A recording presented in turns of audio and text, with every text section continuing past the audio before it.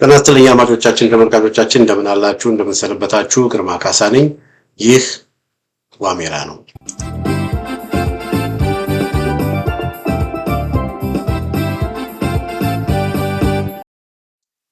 በዛሬው የዋሜራ መራግብራችን አንድ ሰበር ዜና አለን ትግራይ በጣም የሚያሳዝን ሰበር ዜና እንደሆነች እንግዲህ እንደምታውቁት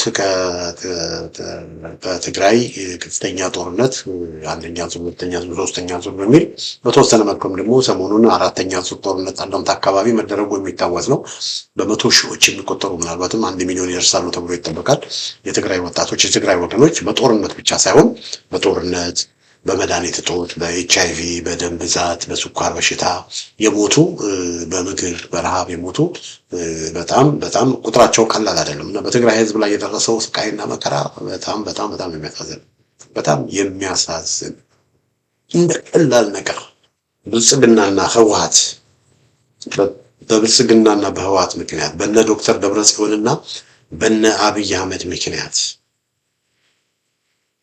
ሁለቱ በኢህአዴጎች ምክንያት ሁለቱም ኢህአዴግ ውስጥ የነበሩ ኢህአዴግ የሚባለው ድርጅት አለ አይደል ኢህአዴግ የሚባለው ድርጅት አለ በኢህአዴግ የሚባለው ድርጅት አለ ወየነት ፒኤልኤፎች ከኢህአዴግ ወጡ እና በኢህአዴግ ውስጥ በተፈጠረው ችግር ምክንያት ብዙ ህዝብ ነው ያለ ሁላችሁም የምታስታውሱት ያንን ተከትሎ የደቡብ አፍሪካው ስምምነት የሚባል ተፈርሟል የደቡብ አፍሪካው ስምምነት ከተፈረመ 3-4 ዓመት ሆነ ወገኖች በደቡብ አፍሪካ ስምምነት እንግዲህ የህወሓት ሰዎች ያቸውን ፈተው እንደዚሁም ደግሞ የህወሓት ታጣቂዎች እንደገና ዲዲአር የሚባለው አለ አይደለ ዲዛርም ዲሞቢላይዝ እና ሪኢንቴግሬት የሚባል ፕሮቶኮል አለ በዛ ፕሮቶኮል መሰረት ወደ ስራ ወደ ተለያየ ቦታ እንደገና ሪኢንቴግሬት እንዲያደርጉ እና በቃ ሰላማዊ የሆነ በቃ ጦርነትና እልቂት ችግር ቀውስ በትግራይ እንዲወገድ የሚያመቻች ነበር የደቡብ አፍሪካ ስምምነት እና የደቡብ አፍሪካ ስምምነቱን ሲያደርጉ ብዙዎቻችን ምን ብለናል ይሄ ደቡብ አፍሪካ ስምምነት በአብይ አህመድና በብልጽግና መካከል በህወሓት መካከል በብልጽግናና በህወሓት መካከል የተደረገ ስምምነት ነው እዛ አካባቢ ባለድርሻ አካላት የሆኑ የአማራ ማህበረሰብን የሚወክሉ እንደነ ኮሎኔል ደመቀ የመሳሰሉ ሰዎች ጋር የተደረገ ስምምነት አይደለም የጎንደርን ህዝብ ያገለለ የወሎን ህዝብ ያገለለ የኤርትራን ህዝብ ያገለለ ከትግራይ አጎራባች የሆኑ አካባቢዎችን ያገለለ ስምምነት የትም አያደርስምና ህወሓቶች ባካችሁ ልቦና ግዙ አብይ አህመድ አያዋጣችሁ ከአብይ አህመድ ጋር የምታደርጉት ማሽሙን ሞት የትም አያደርሳችሁም አብይ አህመድ ከሃዲ ነው እናንተ መጀመሪያው ነው የካዳ አይደለም እናንተ አሰልጥናችሁት እናንተ ወደ ስልጣን አምጥታችሁት እናንተ እዚህ ደረጃ ደርሳችሁት በትግርኛ አስተምራችሁት በትግርኛ ከእናንተ ጋር እየተነጋገረ አይደለም ወይ ጉድ የሰራችሁ አሁንም እንዴት አብይ አህመድን ታምናላችሁ አብይ አህመድ ምንፈልገውን ነገር ያደርግልናል አብይ አህመድ ጋራ ከሆነን ምንፈልገውን ነገር ማግኘት እንችላለን በሚል ተታላችሁ ወይንም ደግሞ ከበተላይ ወይም ምናልባት ደግሞ ይሄ በአማራው ላይ ያላችሁ ጥላቻ አሁንም ቀጥሎ ለምን ችግር ውስጥ ገባላችሁና የሚያዋጣችሁ ከአማራው ማህበረሰብ ጋራ እርቅ መስርቱ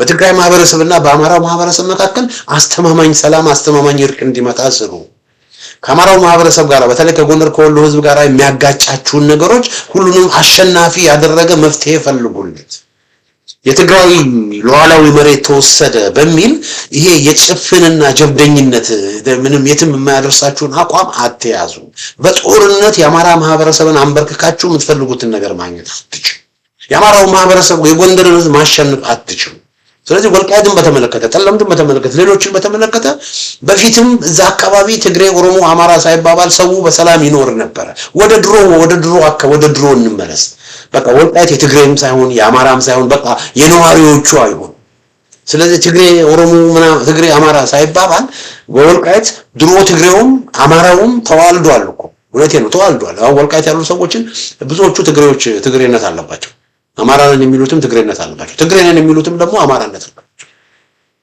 ወልቃይት ብቻ ሳይሆን ሽሬ ብትሄዱ የምሬ ነው ማለት ሽሬ ብትሄዱ አክሱም ሽሬ ምናምን ብትሄዱ አባቱን ብትጠይቁት ወይ አባቱ ከደባርቅ የመጣ ነው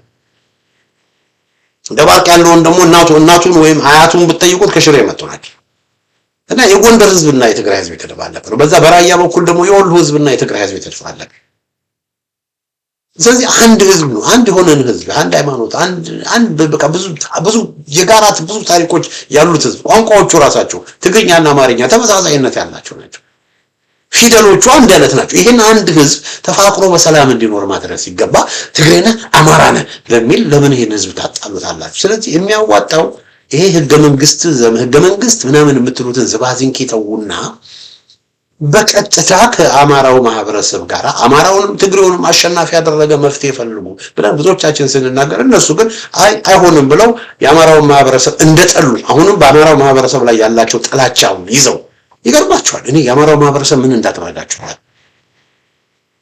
እነዚህ የትግራይ ብሔረተኛ ፖለቲከኞች አማራው ምን እንደሰራቸው እኔ አላውቅም፣ ምን እንደበደላቸው አላውቅም። እኔ የሚያውቅ ሰው ካለ ቢነግረኝ ደስ ይለኛል። በጣም ነው አማራውን የሚጥሉት እና ያ ጥላቻ ሆኖ ስላለቀቃቸው ተመልከቱ ከቦ ትግራይን አንደር ሲጅ አድርጎ በመቶ ሺዎች የሚቆጠሩ የትግራይ ወጣቶች የትግራይ አባቶች እናቶች ህመምተኞች እንዲያልቁ ምክንያት ያደረገው የአብይ አህመድ ጋር ሄዶ ሲተቃቀፉ ከአማራው ጋር ግን እርቅና ሰላም ለማምጣት ግን ወገባችንን ሲሉ ነው የነበሩት ተዋህዶች ወገኖች። በዚህ ምክንያት አብይ አህመድን ተማምነው ይደገባችሁ ለአብይ አህመድ ሀብል አድርገውለት ከአብይ አህመድ ጋር በቀይ ምንጣፍ ሲሳሳቁ ሲተቃቀፉ ጠቅላይ ሚኒስትራችን ምናምን እያሉ በቃ ሲዶላደሩ ኖረው ግን አብይ አህመድ ምንም ያደረገላቸው ነገር የለም። ምንም ያመጣላቸው ነገር እንደውም ሊጠቀምባቸው ሞከረ። ከፋኖ ጋር በሚደረገው ጦርነት የትግራይ ወጣት ለአብይ አግዞ ከአማራው ጋር እንዲጣላለት ፈለገ። የዚህ ጊዜ ህዋቶች በጣም አሁን ትንሽ በሰሉ ትራሽ ያንን አናደርገውም ብለው ወደ ከፋኖ ጋር በሚደረገው ጦርነት ለአለመቀላቀል ወሰኑ። ያንን በማድረጋቸው ማስተዋል ያለው ስራ ነው የሰሩት። በዚህም ጊዜ አብይ አህመድ ተቀየመ። ስለዚህ አብይ አህመድ ምን ማድረግ ጀመረ? ሲስተማቲክ በሆነ መንገድ በኢኮኖሚ የትግራይን ማህበረሰብ እንደገና ማዳከሙ ሲስተማቲክ በሆነ መንገድ የተወሰኑትን እየያዘ የተወሰኑትን እየገዛ እርስ በርስ ከፋፈላቸው እና ይሄው የደቡብ አፍሪካ ከተፈረመ በኋላ ለሁለት ዓመት ጌታቸው ረዳ የትግራይ መስተዳደር ሆነ። 2 ዓመት ሙሉ ጌታቸው ረዳ እዛ ካቲካላውን ሲጠጣ እየዋለ ምንም ቁም ነገር ሳይሰራ ወደ አዲስ አበባ ፈርጦ ሄደ። ከዛ ታደሰ ወረደ እንደገና መጣ። ታደሰ ወረደ ከመጣ በኋላ እዚህ ጋር ይሄ የምታዩት ነው። ታደሰ ወረደ በፊት ተወካሽ ታደሰ ወረደ ለ1 ዓመት ጌታቸው ረዳን ተክቶ እንዲሰራ ተደረገ። እሱም ደግሞ ምንም ነገር ሳይሰራ ምንም ነገር ሳያደርግ 1 ዓመት ሆነ። 3 ዓመት ምንም ነገር ሳይሰራ ስለዚህ 3 ዓመት አሁን መጋቢት 30 ይሄ ተርሙ ካለቀ በኋላ አብይ አህመድ እንደገና ለ4ኛ ዓመት ታደሰ ወረደ የትግራይ ጊዜያዊ መስተዳደር ሆኖ እንዲሰራ ይመድበው። ያንን በሚያደርግበት ጊዜ አብይ አህመድ ህገወጥ በሆነ መንገድ ነው ያን ያደረገው። በደቡብ አፍሪካው ስምምነት መሰረት የትግራይ ክልል መስተዳደርን ሲወስኑ የፌደራል መንግስቱና የህወሓቶች አንድ ላይ ሆነው ነው ተስማምተው ያንን የሚመድቡት። ግን አብይ አህመድ በቃ በተናጥል ሄዶ ታደሰ ወረደ ደግሞ ተመርጫለሁ ብሎ ወደ መቀሌ ከመጣ በኋላ አድማጮቻችን ተመልካቾቻችን ብዙዎቻችን የምንጠብቅ እንግዲህ ብዙ የሚጠበቅ የነበረው የህወሓቶች ሪአክሽን ምንድነው የሚሆነው የሚል በጉጉት ሲጠበቅ ነበር። ታደሰ ወረደን ይቀበሉታል? ታደሰ ወረደን ተቀብለው ከአብይ አህመድ ጋር ተስማምተው ከፌደራል መንግስቱ ጋር ተስማምተው ይቀጥላሉ ወይስ ምንድነው የሚያደርጉት በሚል የህወሓት ውሳኔ ሲጠበቅ ነበረ ወገኖቼ። እና ህወሓቶች ውሳኔያቸውን አሳልፈዋል። ስብሰባ አድርገው ነበር። አድማጮቼ ተመልካቾቼ ስብሰባ አድርገው ነበር። የህወሓት ማዕከላዊ ኮሚቴ ስብሰባ አድርገው ነበር። ስብሰባውን ያደረጉት በአክሱም ነው። በአክሱም ስብሰባ አድርገው ምንድነው ይሄ እንግዲህ ከአንድ የግዕዝ ሚዲያ ከሚባለው ካርታ የወሰድኩት ነው ያለውን ሁኔታ የሚያንጸባርቅ ማለት ነው። እና ጀነራል ታደሰ ወረደ የህወሓት ማዕከላዊ ኮሚቴ ጀነራል ታደሰ ወረደን ከኃላፊነቱ አውርደዋል። ስለዚህ አብይ አህመድ የሾማቸው ጀነራል ታደሰ ወረደ የትግራይ ክልል ጊዜያዊ መስተዳደር ተብሎ በደቡብ አፍሪካው ስምምነት መሰረት የተሾሙት ጀነራል ታደሰ ወረደ አብይ አህመድ ለ1 ዓመት እንደገና እንዲቀጥሉ ቢወስንም ብልጽግና የህወሓቶች በአብይ ጀነራል ታደሰ ወረደን በይፋ እንዳልተቀበሉ ገልጸዋል። ስለዚህ ጀነራል ታደሰ ወረደ ከስልጣኑ እንዲወርድ ተወስኗል። አንድ ውሳኔ ነው ወገኖች። እንግዲህ ሌተና ጀነራል ታደሰ ወረደ ከስልጣኑ ከወረደ ምን ማለት ነው? ቴክኒካሊ በትግራይ ያለው አስተዳደር በትግራይ ያለው ክልል ከፌደራል መንግስቱ ጋር ያለው ግንኙነት ምን ሆነ ማለት ነው? ሙሉ ለሙሉ ተበጠሰ ማለት ነው። ሁለተኛው የአስተዳደር ሎት ክልሉ ከጦርነት በፊት ወደ ነበረው የአስተዳደር መዋቅር እንዲመለስ ውሳኔ ይተላለፋል። ያ ማለት ምንድነው? ዶክተር ደብረጽዮን የክልሉ መሪ ይሆናል ማለት ነው። ስለዚህ የፕሪቶሪያው ስምምነት ሙሉ ለሙሉ መፍረሱም ደግሞ እንደዚሁ ታውጇል። ስለዚህ የደቡብ አፍሪካ የፕሪቶሪያ ስምምነት ሙሉ ለሙሉ ፈርሷል። በቃ ነል ኤንድ ቮይድ ሆኗል፣ ተቀዷል። በህዋቶች ዘንድ ምን ሆኗል? የደቡብ አፍሪካው ስምምነት ተቀዷል። ፌዴራል መንግስቱን ከትግራይ ጊዜያዊ መንግስት የሚያገናኘው ገመድ የጊዜያዊ መንግስቱ ነበረ። ትግራይን ከፌዴራል መንግስቱ የሚያገናኘው ገመድ ምን ሆኗል? ተበጥሷል።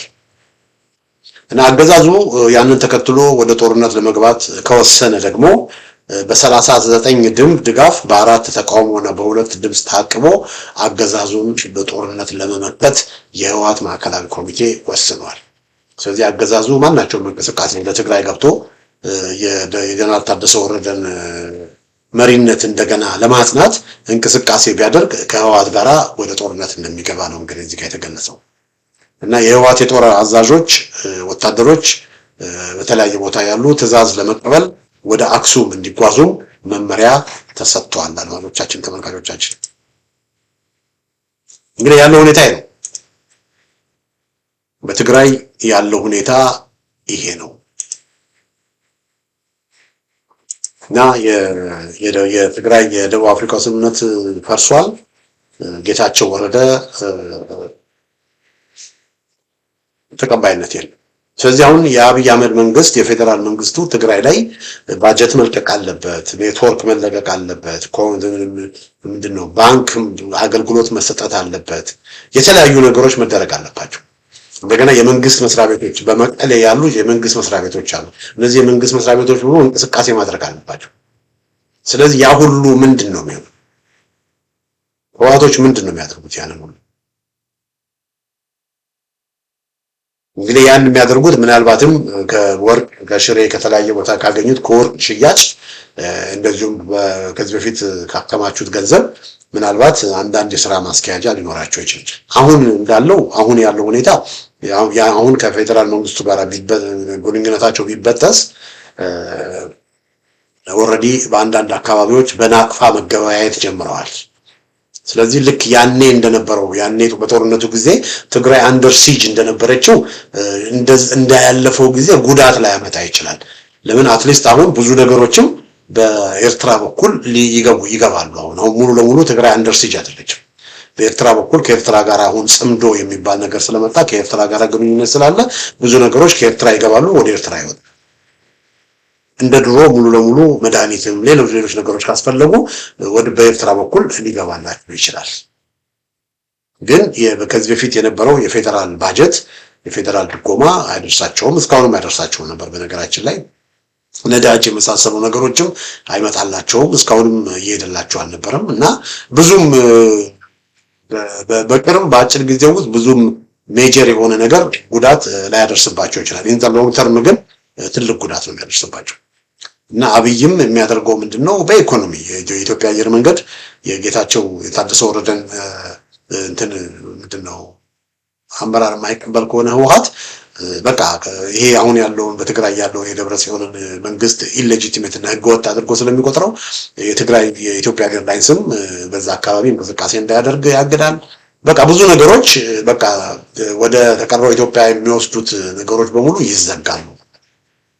ግን ያ ማለት የትግራይ ወገኖች ወደ ተቀረው ኢትዮጵያ አይሄዱም ወይም ከተቀረው ኢትዮጵያ ወደ ትግራይ አይመጡም ማለት አይደለም።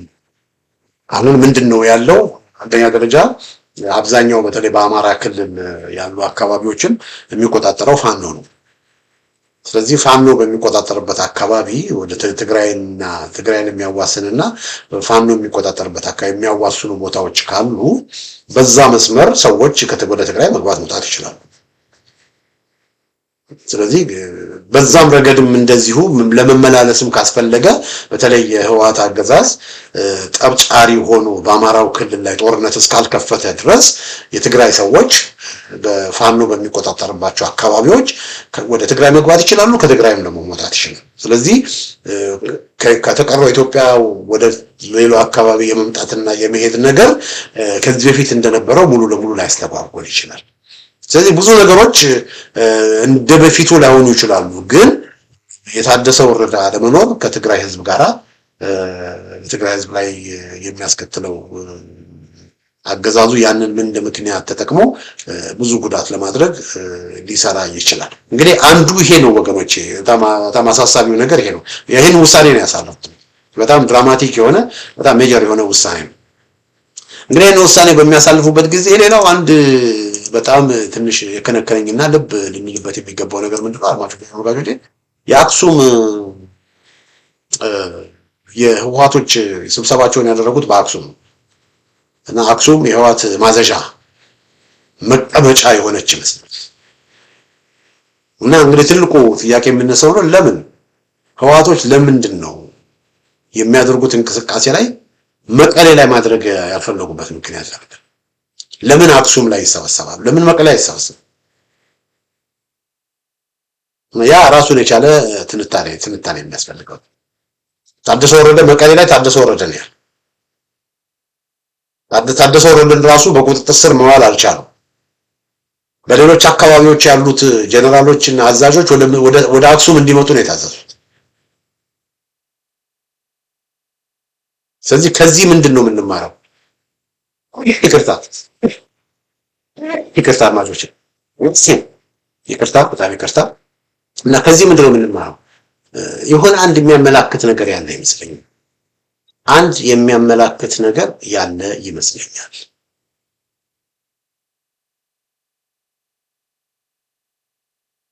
ለምን መቀሌ ለምን አይሰበሰበው? ምናልባት አያችሁ፣ ምናልባት ህወሓቶች የመቀሌ ህዝብ ይቃወመናል የሰጉ ይመስላል። እነ ደብረ ጽዮን የመቀሌ ህዝብ ይቃወመናል። መቀሌ ማለት እንደርታ ማለት የእንደርታ አውራጃ ከተማ ነው መቀሌ። ከመቀሌ ወደ ታች ደግሞ ራያ አዘቦዋል። ወደ አቢ አዲ ደግሞ ተንቤን አለ። ተንቤንና እንደርታ እና ራያ እነዚህ ሶስት ቦታዎች ጠንካራ የነ ደብረ ጽዮን ተቃዋሚዎች ያሉበት አካባቢዎች ናቸው እና ሆስታይል ቴሪቶሪ ነው እና እዛ አካባቢ ብንሰባሰብ ምናልባትም እነ ጻድቃን እነ ጌታቸው ረዳ አዘቦ አይደሉ? አዘቦ ማይጨው ምናምን አይደሉ? እነ ጻድቃን ታደሰ ወረደ ደግሞ የእንደርታ ሰው አይደለም? የእንደርታ ሰው ነው ታደሰ ወረደ። መቀሌ የእንደርታ ሰው ነው። ስለዚህ እነ ታደሰ ወረደ እነ ጻድቃን ምናልባትም ሊተባበሩብን ይችላሉ እና አንድ ነገር ሊያደርጉን ይችላሉ። ስለዚህ ሴፍ የሆነ ቦታ ለኛ አስተማማኝ የሆነ ቦታ ለኤርትራም ደግሞ ቅርበት ያለው አክሱም ስለሆነ አክሱም ነው ማድረግ ያለብን ብለው ማዕከላቸውን ዋና ማዘዣቸውን አክሱም ያደረጉ ይመስለኛል። ለምን መቀሌ ባለው ነገር የተማመኑ አይመስለኝም። የመቀሌን ወጣት የፈሩት ይመስለኛል እና መቀሌ ውስጥ ደግሞ የመቀሌ ሰዎችን ከእንደርታ ከትንቤን ከአዘቦ ከምናምን ያሉ የህወሓት ሰዎችን በጣም የፈሩ ይመስለኛል እና ይሄ ወዴት ሊወስድ ይችላል ብትሉኝ ይሄ የትግራይን ሊከፋፍል ይችላል። አድማጮች ምናልባትም ታደሰ ወረደ ይሄ የህወሓትን ውሳኔ ከሰማ በኋላ ታደሰ ወረደ የሱን ደጋፊዎች ይዞ ከነጻድቃን ጋር ወዳጅነትን መስርቶ ደቡብ ትግራይን፣ እንደርታን፣ መቀሌን የመሳሰሉ ቦታዎችን ይዞ ሊቀጥል ይችላል። ስለዚህ ልክ በሊቢያ ክፍፍል እንደነበረው በቃ ዲፋክቶ ዲቪዥን ሊፈጠር ይችላል። ለጻድቃን ለጀነራል ጻድቃን ታደሰ ወረደ የታደሰ ወረደ ደጋፊዎች ቅድም እንዳያችሁት ደግሞ ወደ 39 ድጋፍ የአራት ተቃውሞ ምናምን የሚቃወሙት እነዚህ አብዛኛዎቹ አንድ ላይ ሆነው ከታደሰ ወረደ ጋር ሆነው እነ ጻድቃን በአንድ ላይ ሆነው አንድ ካምፕ ሆነው ግማሹን ትግራይ ይዘው ሊቀጥሉ ይችላሉ። መቀሌን ጨምሮ ግማሹን ይዘው ሊቀጥሉ ይችላሉ። እነ ደብረ ጽዮን ደግሞ መቀመጫቸውን አክሱም አድርገው ሽሬን፣ አድዋን ምናምን አካባቢ ይዘው ደግሞ ሊቀጥሉ ይችላሉ። ስለዚህ ትግራይ ቤዚክሊ ምን ልትሆን ነው ማለት ነው? ለሁለት እየተከፈለች ነው ማለት ነው። በቃ በግዛቱ ራሱ እነ ደብረ ጽዮን መቀሌ አለመሰብሰባቸው እኔ የሚያሳየኝ ነገር መቀሌ ላይ የሚተማመኑበት ኃይል የላቸውም ማለት ነው። ለዛ ይመስለኛል። ስለዚህ ትግራይ ያለው ሁኔታ በዚህ ሁኔታ በጣም አሳሳቢ ነው እና አብይ አህመድ እንደምንም ብሎ ምናልባትም ፌዴራል መንግስትም እንዲገባ ተደርጎ ያው የአፋር ክልል ለመቀሌ ቅርብ አይደለም፣ በቀላሉ መቀሌንም ጦር ልኮ መቀሌንም መቆጣጠር ይችላል የፌዴራል መንግስቱ። መቀሌንም ከነ ጻድቃን ጋራ ከነ ጌታቸው ረዳ ጋራ ሆኖ ሊቆጣጠር ይችላል። ያንን ከተቆጣጠረ በኋላ በቃ መቀሌን ይዞ ይቀጥላል። እነ ደብረጽዮን ደግሞ ያው ከሻዕቢያ ጋር እየተባበሩ የሽሬን ወርቅ እየነገዱበት አክሱም መቀመጫቸውን አድርጎ ይቀጥላሉ። በዚህ መልኩ እንግዲህ ሊቀጥሉ ይችላሉ ብዬ ነው የማስበው። ጦርነት ሊያደርጉ ይችላሉ፣ ወያኔዎቹ ጦርነት ያደርጋሉ ብዬ ነው ያላስብ። ነገር ግን አገዛዙ ሙሉ ፉል ፍሌጅ ወረራ ከፈጸመ ግን አገዛዙ ጋር ወደ ጦርነት መግባታቸው አይቀርም። አገዛዙ ግን ያንን ጦርነት ይፈጽማል የሚል እምነት የለኝም። አገዛዙ በአሁኑ ጊዜ ከፋኖ ጋር በሚያደርገው ትንቅንቅ ከፍተኛ የሆነ ውጥረት ውስጥና ከፍተኛ የሆነ ጭንቀት ውስጥ ነው ያለው እና የአብይ አህመድ መንግስት ወደ ትግራይ ሄዶ ጦርነት ያደርጋል የሚል እምነት የለኝም። አድማጮች የተመለከቱ እንግዲህ ያለው ሁኔታ ይሄ ነው። በትግራይ የተፈጠረው ሁኔታ ይሄ ነው። ሌሎች ተጨማሪ ነገሮች ካሉ በስፋት ይዤ እመለሳለሁ። ስላዳመጣችሁኝ አመሰግናለሁ። ደህና ሁኑ።